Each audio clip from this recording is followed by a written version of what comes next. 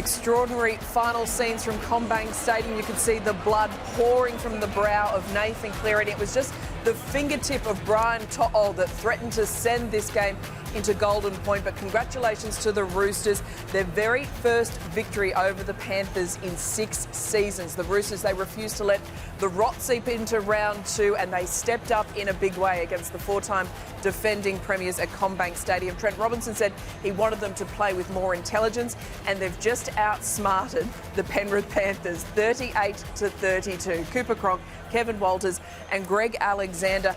The Panthers threw everything they could at that in the final few minutes. And really, even though the Panthers weren't at their best, Brandy, we still weren't comfortable that this wasn't going to go into extra time. Well, they don't get much closer than this, do they? Last play of the game, Penrith looking for a four-pointer and trying to turn it into 6. Brian To'o going for the corner where he usually gets the job done. But that was a great piece of defence there from Daniel Tupou. Yeah, Tupes and the Roosters had to fight back. After last week's performance, they came in. When they lost Lindsay Collins yesterday when he was ruled out, I don't think anyone even thought that the Roosters were a chance of winning. That is an amazing win by the Roosters. It really is. Daniel Tupou, take a bow, because that is one hard man to stop. Brian To'o, less than 5 metres out from the try line, his body height be able to get underneath him. Daniel Tupou just got great body position and hit him with everything he had. It was a fight back from Penrith. You've got to marvel and respect what Penrith do when under pressure. They just come up with magical plays. But this here, I know we're only early on in the season, but that's a hell of a play to start the season. Daniel Tupou, outstanding. Interesting, the tactics of the Panthers to take penalty goals, 2 penalty goals in the last 5 minutes to give themselves opportunities to stay in touch for a converted try, to level the game. So, terrific win for them. I thought the Roosters were gone.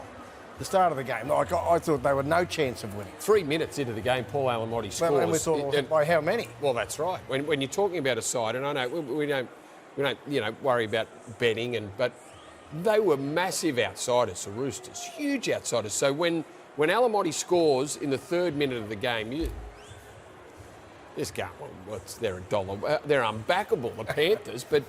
Yeah, really, it's a Roosters performance. The outs that they've got, it's an amazing win.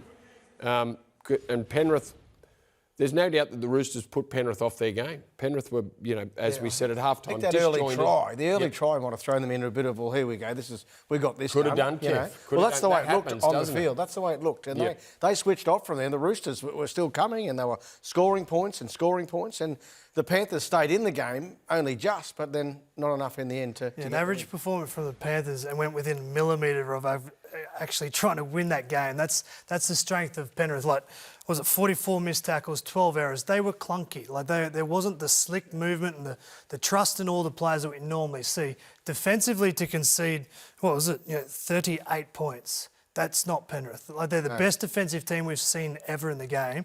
They've conceded 38 points. But the Roosters, I thought Tedesco was brilliant out the back. Sanders Smith had some good touches. But I like what their forward pack did. Nafahu White had one of his best games in a Roosters jersey. Angus Crichton was damaging on that left edge. So, they gave away opportunities, got to the lead again, then dominated through that try at Sanders Smith. But then, Fateki goes to the sin bin, then all of a sudden they start snowballing. Dom Young saves a try, Daniel Tupou. So there was some really big efforts under pressure from the Roosters players. You know who was good? Blake Steep off the bench. Blake Steep's defence was great. And I thought in the early part of the game, when Penrith hit the lead, but then that next 15 minutes, I thought the young Roosters forwards were outstanding. They got over the top of the Penrith forwards and that sort of set the trend for the game. And Penrith had to keep fighting their way back into the game. And at one stage there, I think there was only 10 to go and they were 14 behind, and then they scored a try, took 2 penalty goals, scored a try, and all of a sudden it was, a converted try, the difference, that's all. Crazy. If we have a look at the Harvey Norman full-time highlights, and of course, yes, it was that early strike from the Panthers, but the Roosters, they really took it to the champions and they had it all locked up at 18-all at half-time. Cooper, what has this week been like for the Roosters to have such a complete 180 in effort and connection and just defensive effort? Because round 1, people just had them about dead and buried. Well, I think you get what you deserve in this game, and when you defend like the Roosters did against the Brisbane Broncos, concede 50 in round 1, you deserve to have all the pressure and the criticism coming your way. But then through a performance like that, they deserve to have a pat on the back because they turned it around, and there's no doubt that the intensity and the desire was there for the Roosters from word go. It allowed that soft try to Alamotti early on, but as you see through these highlights here, good skill here on the left-hand side, some desperation defence, and to Brandy's point, I like exactly what the bench did. Steep good, Docker Clay came on, and Fiketti was good until he got sin bin. So there was some guys that you probably wouldn't have thought that stood up and actually held their gloves up for long periods of time against the best team in the competition. That try right on half-time, he thought, oh, here comes Penrith. But then the Roosters hit back just not long after half-time with some great football out to the right side. There's Watson going over. He was terrific tonight as well. He was too. Watson, they didn't, middle. Yeah, they didn't have many bad players, did they, the Roosters? But and when you look at the side, and I know, analysing the side and going through, you go, well, there's too many good players still in. I know they're missing some, but there's still too many good quality players, representative players that are still in this Roosters lineup to not have a bounce-back factor this week. And they got Penrith. They got the jump on Penrith. They ambushed Penrith. They kept plugging away. Penrith had probably the better of field position in the first half. They had more tackles inside the 20. Roosters' defence was good enough to hold them out. And then, in the second half, when they got to a 14-point lead, you just thought, well, the game is over. But the game's never over when you're talking about this current Penrith side, who had, some fight in them towards the end. But, for 65 minutes, they were well beaten. Coops, you work at the Roosters in some capacity. They seem to be shifting the ball a lot out of their own half and taking opportunities when that's not typical Roosters football. It's more get the ball down the other end and, bring Tedesco into the game. So is that a plan, you think, from... Yeah, Trent Robinson obviously went in with a mindset to put pressure on defensively, but then also to, when you got the ball, put pressure as well. So, and the key to that is the balance between getting Chad Townsend, Sandon, Smith and Tedesco all on the same side and on the same page when they need to. So I thought it was a powerful game from the middle forwards of the Roosters, and when they caused carnage, their ball players got up over the ad line and started running. Sandon Smith had some really nice touches, scored that long-range try, and it was a good performance. He did, and they put pressure on Penrith through their high kicks. And it was good to see, players contesting the football, which they did, and they forced some errors from Penrith that way. And when those errors were forced, they moved the ball quickly to the edges to catch the Panthers out. I thought it was really good teamwork there from everyone, knowing that if the ball's on the ground, we're not just going to dot, we're going to pick it up and we're going to use it to try and take advantage of the Penrith stacked defence. There's a response that we all expected from the Roosters, but then there was a performance that beats them for the first time in 10 games. And really, they hadn't beat them since you were at the Roosters back in 2019. So it has been a very... 50 years ago. Yeah, approximately 50 years. But it has been a long time since the Roosters have been able to work out a way around these Penrith Panthers. And tonight, off the back of one of their poorest big starts to a season ever, they come up with, across the board, everyone was huge with their workload and their input. Our KFC MVP of the day, Brandy, who did you pick? Well, we've gone through a list of Roosters players that were outstanding. There was a couple of Penrith players that were very good too. I thought Nathan Cleary was Penrith's best player and almost got them the win at the end. But James Tedesco gets the nod. The skipper was fantastic. Line breaks, try assists, drove his team from the back. I thought it was an outstanding performance from the man that's become one of the great leaders of the game. Yeah, I thought leadership, all those points that Brandy Port spoke about in terms of his performance, but for him to show the confidence, but also get the leadership of believing those young kids could beat the best team in the competition. So what he did from Monday to Friday must have set the tone, and he played like he was a leader, but then everyone else followed his direction.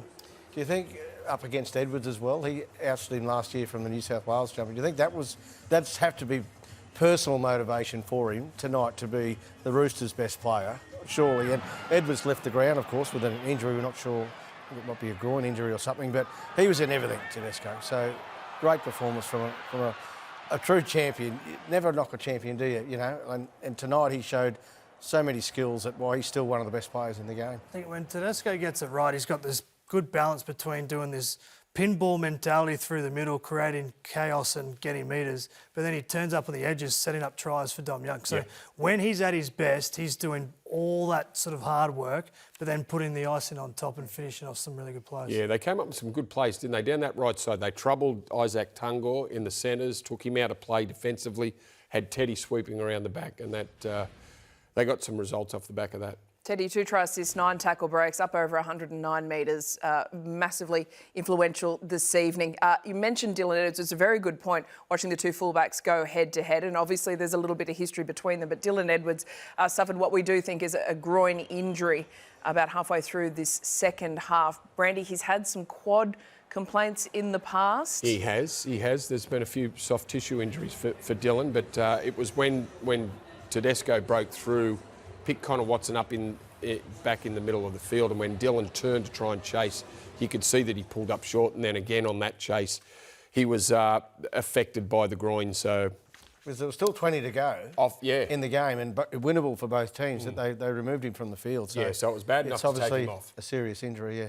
Our VB hardest working player, and with so many outs already, with no Victor Radley, no Lindsay Collins, it was Angus Crichton who stepped up. And really, you gave a big shout out to White and Wong as well from the pack. They all had big input in terms of metres, but Angus just really took on that responsibility. Yeah, I think if there's one thing that's come into Angus's game in the last sort of 2 or 3 years, it's when he imposes his physicality on the opposition halfback. And then you had to look up when you're playing Penrith on Angus on the left, who's your opposition half? Well, it's Nathan Cleary. If he can do his job and shut down Nathan, well, it's going to go a long way. Look at some of these carries here. Like, it is like bumpers are up, physical, straight in.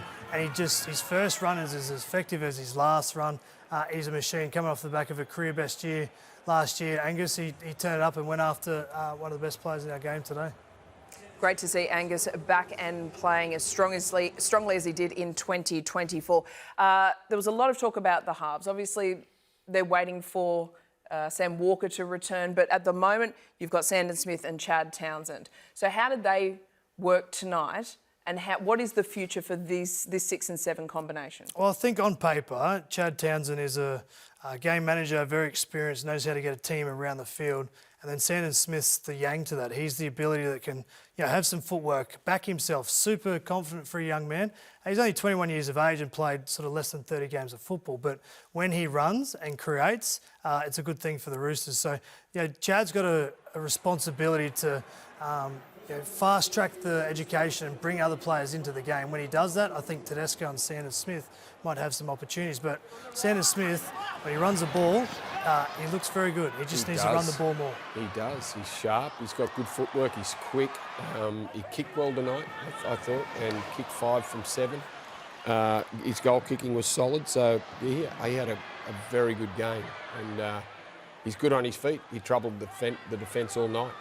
I think Connor Watson adds a little bit to that spark as well, because when he starts at number 9, he's tough, he can play 80 minutes, and he's got a little bit of craft around that position. But then when he moves to 13, I think it helps out Sandon Smith and Chad definitely. Townsend. He's got that ability to play like a sort of another ball player through the middle and takes a bit of pressure off and can get the ball from one side of the field quickly.